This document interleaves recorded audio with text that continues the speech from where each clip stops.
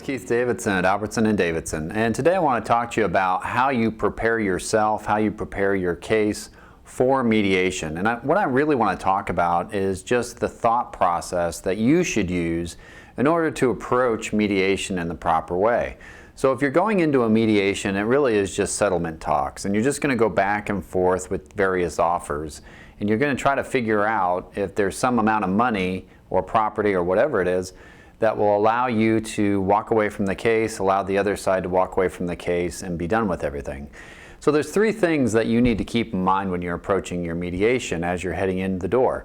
One is, what is your case worth? And so you have to get brutally honest here with yourself about what is it that you're going after, what type of assets do you want, and what are the true value of those assets. It's not good enough to say, well, there's this real property and I think it's worth $2 million when all the appraisals come back at $500,000. So you have to be very honest about how much am I really going to get out of this if I were to take the case forward to trial and win, which is, questionable. That's always there's no guarantees in life when it comes to winning trial.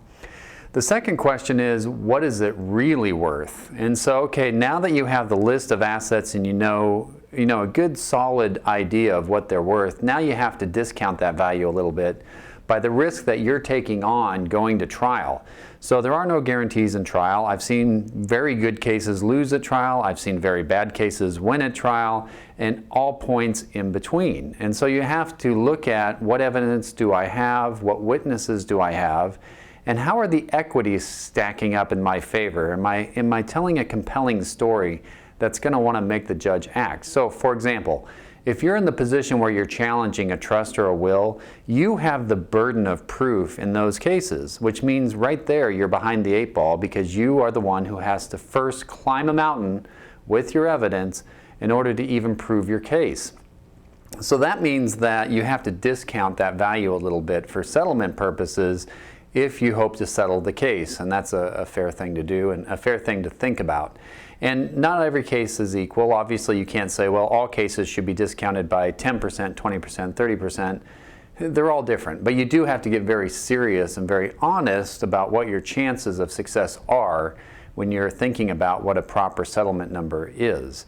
And then the last thing is sweat the small stuff. So there's all sorts of little issues in your case, and it seems like all cases have this, where there might be some piece of property, there might be some smaller issue that the other side cares about, but you don't. And so you can start making a list of those items because those are things you can use to bargain with. And so if I'm giving up something, a stamp collection or a coin collection, I'm going to give that up because, quite frankly, I don't care that much about it, but the other side does. For some reason it has meaning for them, then fine, that's something I can use to bargain with.